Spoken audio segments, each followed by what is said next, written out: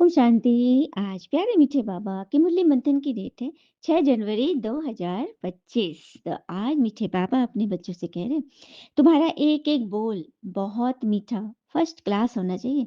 जैसे बाबा दुख हरता सुख करता है, ऐसे पिता समान सबको सुख दो। बाबा कह रहे हैं, तुम्हारा एक एक बोल बहुत मीठा और फर्स्ट क्लास होना चाहिए, क्योंकि भगवान दुख हरने वाले हैं ना, सुख देने वाले। तो आपको भी ऐसे ही बनना है, सबको सुख दो, सबके दुख हरो।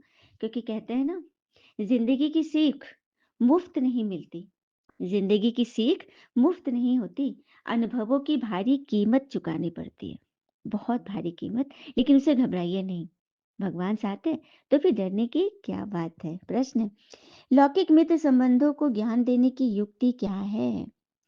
लौकिक मित्र संबंधियों को ज्ञान देने की युक्ति क्या है? उत्तर, कोई भी मित्र संबंधी आदि है तो उनसे बहुत नम्रता से, प्रेम भाव से, मुस्कुराते हुए बात करनी चाहिए।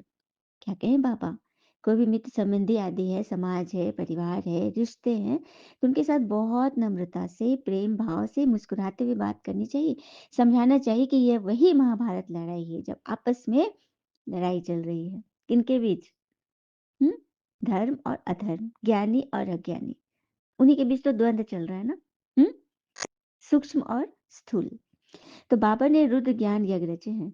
मैं आपको सत्य कहता हूँ, भक्ति आदि को तो जन्म जन्मांतर की, अब ज्ञान शुरू होता है। ब्रह्मा बाबा कह रहे कि मैं आपको सत्य बता रहा हूँ, क्योंकि परमात्मा शिव ने मुझे बताया, मैंने तो भक्ति जन्म जन्मांतर कर ली, अब ज्ञान शुरू हुआ है। तो जब मौका मिले बहुत युक्ति से बात करो, कुटुंब परिवार में बहुत प्यार से चलो, कभी किसी को दुख न दो, ठीक है? और अपने आप पे भरोसा करें। कहते हैं ना, गुलाम नहीं हम किस्मत के, हम किसी के गुलाम नहीं हैं, हम तो हैं जिन्हें फक्र है सिर्फ अपनी मेहनत और बाबा की श्रीमत पर। ठीक है?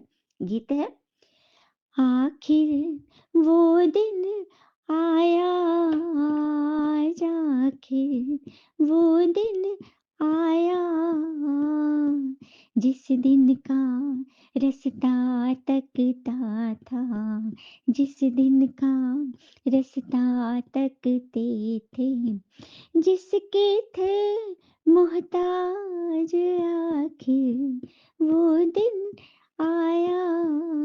जब बाबा आ गए और साथ में सर्व शक्तियां ला दिए। ओम शांति। जब कोई गीत गीत बजता है तो बच्चों को अपने अंदर उसका अर्थ निकालना चाहिए ना, सेकंड में निकल सकता है। ये बेहद के ड्रामा की बहुत बड़ी घड़ी है ना। भक्ति मारे मनुष्य पुकारते भी है, जैसे कोर्ट में केस होता है तो कहते हैं ना, सुनवाई होती है, कब बुलावा हो जो हम वहां जाए। तो बच्चों का भी केस है। कौन सा केस? रावण ने आपको दुखी बनाया है, क्योंकि आपने रावण की एंट्री कर दी, तभी तो दुखी बनाए। देखो, हम अपने विचार से ही गिर जाते हैं और तब हमारा केस दाखिल हो जाता है कोर्ट में। मनुष्य पुकारते रहते हैं, बाबा आओ, आकर के हमें दुखों से छुड़ाओ, तो सुनवाई होनी है। बाबा है ना। हम्म, भगवान पे भरोसा रखे। बेहद की घड़ी उनकी बहुत एक्यूरेट चलती है। हम्म, यज्ञ का हर कार्य एक्यूरेट होता है, सुनवाई भी बड़ी एक्यूरेट होगी। इसलिए भरोसा रखे, इंतजार करे और श्रीमत पे चले।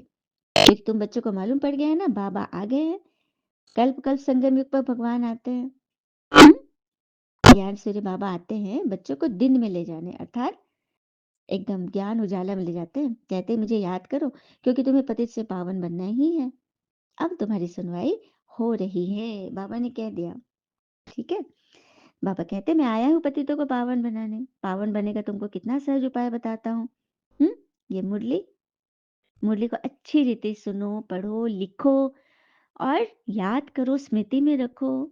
क्या पॉइंट बाबा ने बोला है, किस तरह से हमें एक्यूरेट चलना है, माया को पहचानना है। ये बहुत बड़ा ज्ञान है।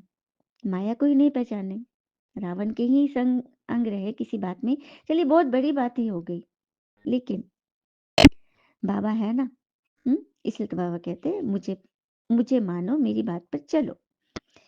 फिर बाबा ने बोला दिल्ली में बहुत सर्विस हो सकती है, क्योंकि दिल्ली है सबका कैपिटल, तुम्हारी भी दिल्ली ही कैपिटल है। दिल्ली को ही परिस्थान कहा जाता है। पांडवों के किले तो नहीं है, मतलब यहाँ किला तो नहीं है, महल तो नहीं है, लेकिन यही सत्युगी स्वर्ग स्थापन हो रहा है, ये बाबा ने क्लियर कर दिया। तुम जानते हो हम साइलेंस के बल से अपना राज्य स्थापन कर रहे हैं। उन्हों की आर्टिफिशियल साइलेंस, आर्टिफिशियल साइलेंस अर्थात क्षणिक साइलेंस। ठीक है? तुम्हारी है रियल साइलेंस, शांति धाम वाली। तो बस बाबा कह रहे कि मैं कहता हूँ, मंत्र देता हूँ ना, मन मना भव, ऊंच से ऊंच मैं हूँ, मुझे याद करने से तुम्हारे सारे विकर्म विनाश होंगे। श्री बाबा जिसको रुद्र भी कहते हैं, वही तो ज्ञान यज्ञ रचते हैं। श्री कृष्ण ज्ञान यज्ञ अक्षर नहीं सुनते, ज्ञान यज्ञ अक्षर श्री कृष्ण के मुख से नहीं सुने। गीता में भी है ना, भगवानुवाच, कभी भी श्री कृष्णुवाच नहीं है, भगवानुवाच। क्योंकि रुद्र शिव बाबा ने ही ये यज्ञ रचा है, जिससे पुरानी सारी विकारी दुनिया नरक का स्वाहा होना है। रजाई प्राप्त कराने के लिए भगवान हमें ज्ञान योग सिखला रहे हैं। बाबा कहते हैं भगवानुवाच मामेकम याद करो, क्योंकि अभी तुम्हारी अंतिम घड़ी है। अंत में बाबा आकर के कहते हैं मुझे याद करो, क्योंकि चारों युग तो हम अपनी मर्जी से ही जिए ना। अभी आए बाबा, मुझे याद करो तो तुम्हारे पाप भस्म जो इतने तुमने जमा किए 63 जन्म। बाबा गारंटी करते हैं इस ज्ञान से तुम्हारे सारे पाप दग्ध हो जाएंगे, सारे विकर्म विनाश होंगे। पापों का बोझा जो सिर पर चढ़ा है ना, वो उतर जाएगा। 9 कैरेट से तुम 24 कैरेट बन जाओगे, आत्मा प्योर बन जाएगी। हम्म। इसीलिए सबसे बहुत ही नम्रता से बात करनी है, बाबा बार बार कह रहे हैं। तो बीके नम्रता, मेरी बात आप लोगों को मधुर लगती है? समझ में आती है? तो जीवन में उतारिए, अपने जीवन में मधुरता लाइए। ठीक है। बाबा कह रहे मैं आपको सत्य कहता हूँ, यह भक्ति आदि तो जन्म जन्मांतर की है, अब ज्ञान शुरू होता है। भक्ति है रात, ज्ञान है दिन। अच्छा, रात क्यों कहते हैं बाबा? क्योंकि इसमें हम भटक रहे हैं, निश्चय नहीं कि कौन से देवता की पूजा करें तुम्हारी मन्नत पूरी होगी। किसी ने जो बोला, जिसने जो बोला हमने वो किया, लेकिन क्या मिला? क्षणिक, क्षणिक शांति। फिर तुम वहीं के वहीं आ गए। मेरे मन के अंदर का दर्द थोड़ी ना निकला, लेकिन ज्ञान से वो सारे दर्द निकल जाते। जिसके नहीं निकल रहे, समझिए कि वो भक्त आत्मा ही है, भक्ति ही कर रहे हैं। ठीक है, उससे ऊपर उठ जाइए, ज्ञानी बनिए। ऐसे ऐसे युक्ति से बात करनी चाहिए, जब कोई मौका मिले तब तीर मारना होता है, तो समय और मौका देखा जाता है। अच्छा, जिससे बहुत प्यार होगा उसी पे तो मतलब कहते हैं ना, एक माँ बच्चे का संबंध हो जाता है ना? प्यार होता है तभी तो युक्तियों से चलना है। पवित्रता तो बड़ी अच्छी है, ये लक्ष्मी नारायण हमारे बड़े पूज्य है ना, पूज्य पावन। फिर पुजारी पतित बन जाते हैं। पावन की पतित बैठ पूजा करें, यह तो शोभता नहीं है। हम्म। फिर बाबा ने आज एक सन्यासी का उदाहरण दिया, वल्लभाचारी, जो कभी पाँव नहीं छूने देते थे। चलिए, क्या रहस्य, क्या जीवनी है उनके, बाबा ने उनको याद किया तो जरूर कोई बात होगी ना, सुनते हैं। तो वल्लभाचार्य को भक्ति में श्री कृष्ण जी का अवतार कहा जाता है। क्यों? इसकी बात है, क्योंकि उनके जो पूर्वज थे ना, उनके बारे में कहा जाता है, उनको एक स्वप्न आया था कि जब तुम 100 सोम यज्ञ पूरे करोगे तो तुम्हारे घर में जन्म लूंगा। ये रहस्य। तो जब उनके 100वें यज्ञ पूरे हुए, सोम यज्ञ, तो उनके घर में 1479 को एक दिव्य बच्चे का जन्म हुआ, जो 2 महीने पहले ही जन्म ले लिया था। हम 7 मासू तो सुने हैं, लेकिन ये 6 मासू था। 2 महीने पहले ही जन्म लिया, लेकिन एकदम निर्जीव, सांस भी एकदम मध्यम, मतलब कोई जान ही नहीं थी। तो माता पिता को बहुत डर लगा, उन्होंने उनको एक पेड़ के नीचे रखकर आगे बढ़ के, एक ऐसा बच्चा लेकर हम क्या करेंगे। तभी उन्हें श्री कृष्ण ने साक्षात्कार किए और कहे कि तुम जिसे छोड़ कर आए हो वो मेरा ही रूप है। तभी तो दौड़े दौड़े वहां पर गए उसके पेड़ के पास, तो वहां दिखा कि आग के घेरे में वो बच्चा था। उन्होंने उस बच्चे को उठाया, हाँ, और तभी उनका नाम उन्होंने वल्लभ रख दिया, अर्थात श्री कृष्ण।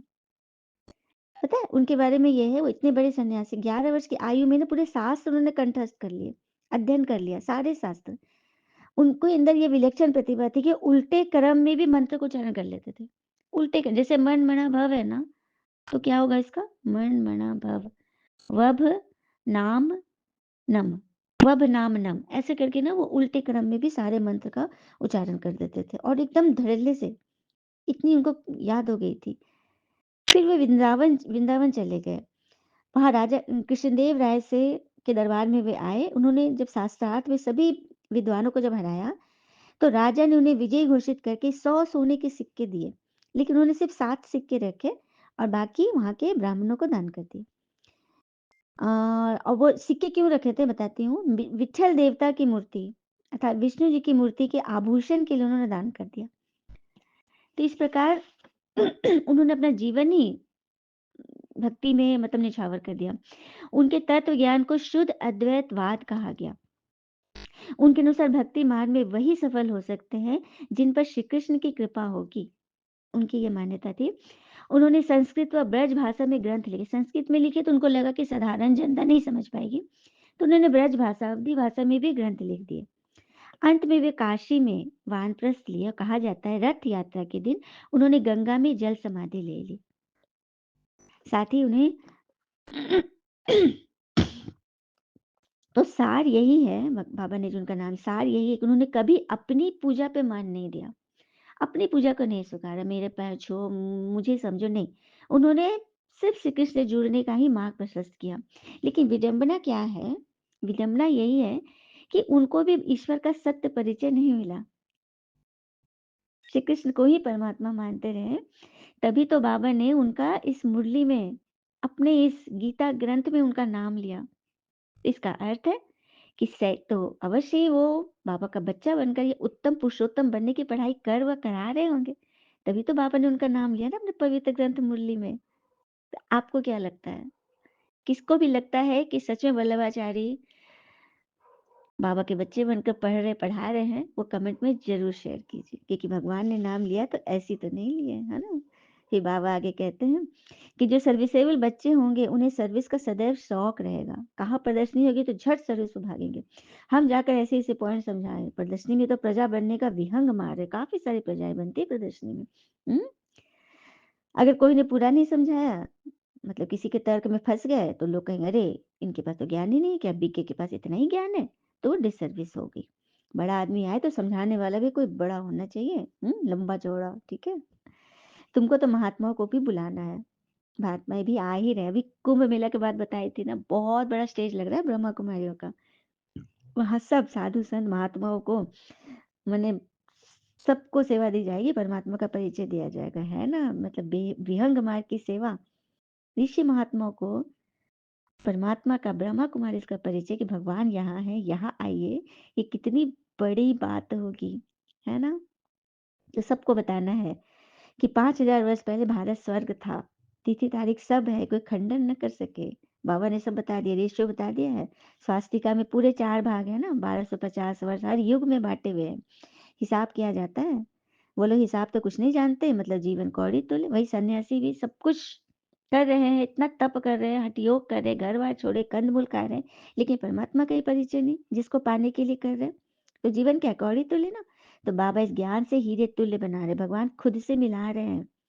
तुम बच्चों को ज्ञान रत्नों से बाबा सजा रहे हैं। तुम्हारे एम ऑब्जेक्ट क्या है? भारत कितना सिरताज था, तुम सब भूल गए हो। सोमनाथ का मंदिर मुसलमानों ने कितनी बार लूटा, है ना। कहाँ से इतना धन था? कि 4 धन था, सत्युग त्रेता का ही तो यादगार था। यही तो बाबा कह रहे हैं। तो गृहस्थ व्यवहार में रहते ही कमल फूल समान पवित्र बनना है, बाबा की याद में रहना है। बहुत जितना हो सके बाबा को याद करते रहो। जैसे ऑफिस से छुट्टी लेते हो, वैसे धंधे से छुट्टी पाकर 1-2 दिन याद की यात्रा में बैठ जाओ। ऑफिस से छुट्टी तो मिल गई बाबा, ठंड की वजह से स्कूल में छुट्टी हो गई है, तो बस सेंटर जाना है, 2-3 मतलब बाबा की याद में बैठ जाओ। घड़ी घड़ी याद में बैठने के लिए अच्छा सारा दिन व्रत रख लेता हूँ, बाबा को याद करने का। व्रत भोजन का नहीं रखना है, कौन सा व्रत रखना है? याद करने का, पुरुषार्थ करने का। तो कितना जमा हो जाएगा। हम्म और जो सेंटर में जमा होता है वो परिवार में नहीं हो सकता, है ना। क्योंकि यहाँ वो वाइब्रेशन नहीं है, वहां तो सारे लोग ईश्वर की याद में हैं, तो वातावरण बन जाता है। लेकिन हाँ, सारा दिन योग तो किसी का लग न सके, लेकिन जब भी लगे तो बस एकदम सब कुछ भूल भाल के याद करो। लेकिन माया विघन बहुत डालती है, लेकिन पुरुषार्थ करते करते विजय पा लेंगे। अच्छा, मीठे बच्चों प्रति भगवान की नमस्ते, हम बच्चों के भी प्यारे बाबा को नमस्ते। धारणा के लिए मुख्य सार, पहली पॉइंट, धंधे आदि से जब छुट्टी मिले तो याद में रहने का व्रत लेना है। छुट्टी मिल गई बाबा, व्रत ले लिया है बाबा, 31 तारीख से ही माया पर विजय प्राप्त करने के लिए याद की मेहनत करनी है। दूसरी, बहुत नम्रता और प्रेम भाव से बता रही हूँ ना, मुस्कुराते हुए बोलना है। सेवा करनी है सभी की, उनमें बुद्धि को भटकाना नहीं है। बुद्धि भटक रहा है अर्थात किसी की अच्छाई और बुराई में फंस जाना, सब अच्छा है। ड्रामा कल्याणकारी है, इसे कल्याणकारी समझकर आगे बढ़ो। क्योंकि बाबा कहते हैं ना, सारे सहारे छूटने हैं, सारे सहारे, बस एकमात्र ईश्वर का सहारा ही रहेगा। तब समझिए कि आप आगे बढ़ रहे हो, ठीक है। हर चीज में कल्याण समझकर आगे बढ़ो। प्यार से बाबा का परिचय दो, वरदान है। चलते-फिरते फरिश्ते स्वरूप का साक्षात्कार कराने वाले साक्षात्कार मूरत भव। चलते-फिरते फरिश्ते स्वरूप का साक्षात्कार कराने वाले साक्षात्कार मूरत बनते हैं कैसे? जैसे शुरू में चलते-फिरते ब्रह्मा गुम होकर श्री कृष्ण दिखाई देते थे ना, सबको साक्षात्कार होता था, जो भी मिलने आते थे नए-नए जिज्ञासु, तो उनको अपने देवता का साक्षात्कार होता था। फिर बाबा ने साक्षात्कार की सेवा बंद कर दी थी, लेकिन अंत में ये साक्षात्कार की सेवा शुरू होगी फिर से। हुँ? इसलिए चलते-फिरते जिस भान में हो, जिस रूप में हो, उसमें आपको ईश्वर का परिचय मिले। आपकी वाणी से, आपके आपके व्यवहार से, आपके संस्कार से लोगों को लगे कि हाँ, ये तो अल्लाह के बंदे हैं। हुँ? स्लोगन सदा रूहानी मौज का अनुभव करते रहो तो कभी नहीं मूंझेंगे। जब रूहानी मौज का अनुभव करेंगे, मैं आत्मा हूँ, आत्मा को कोई गिरा नहीं सकता, आत्मा को कोई मार नहीं सकता, काट नहीं सकता, जला नहीं सकता। जब हम इस भान में रहेंगे ना, तो सदैव रूहानी मौज में रहेंगे और समझेंगे कि ये ड्रामा में होना था, हुआ, हो गया, होना था इसलिए हुआ। इसमें भी बहुत बड़ा कल्याण है। अपने को समझिए और गुलाम नहीं बनिए। कहते हैं ना, भला करने वाले का अंत कभी बुरा नहीं होता। जो भला करते हैं, भले आपको बुरा दिख रहा है, लेकिन उसमें बहुत बड़ी भलाई छिपी है। परिस्थितियाँ आती है ज़रूर कठिन, मगर हार मानने वाला कभी जीत नहीं सकता। जब पहले हम हार जाए कि हम कमज़ोर हैं, हमसे नहीं हो सकता, ये असंभव है, हम प्रजा में ही रहेंगे, तो फिर कैसे जीतेंगे? हमेशा समझना कि हम तो राजा बच्चे हैं, भगवान हमें पढ़ा रहे हैं, हम राजयोगी हैं, प्रजा योगी नहीं। हमेशा ये समझना और रूहानी मौज का अनुभव करेंगे, तो कभी भी मूझेंगे नहीं। और आज की शक्तिशाली सकाश देने की बात है, अपने दिल की शुभ भावनाएं अन्य आत्माओं तक पहुंचाओ। साइलेंस की शक्ति को प्रत्यक्ष करो। हर एक ब्राह्मण बच्चे को यह साइलेंस की शक्ति मिली हुई है। सिर्फ इस शक्ति को मन से तन से इमर्ज करो। हर सेकेंड मन के संकल्पों को एकाग्र कर लो, तो वायुमंडल में साइलेंस की शक्ति के प्रकंपन स्वतः फैलते। सबके लिए शुभ भावना, सबके लिए शुभकामना और सदैव खुश रहो। कोई भी बुराई नहीं देखना किसी का, अच्छाई देखो और आगे बढ़ो। और हर चीज में कल्याण समझो और समझो कि बाबा ने ऐसा कराया, बाबा की मर्जी है जो मैं ऐसे चल रही हूँ, मैं ये ज्ञान सुना रही हूँ। ये भगवान की बहुत बहुत बहुत बड़ी कृपा है और उनके द्वारा ही हो रहा है। मुझ नम्रता के ये बोल आप सबको टच हो, बस यही शुभकामना है। और बाकी सबका अपना अपना भाग्य, अपना अपना पुरुषार्थ। ओम शांति। शुक्रिया बाबा, शुक्रिया बच्चे।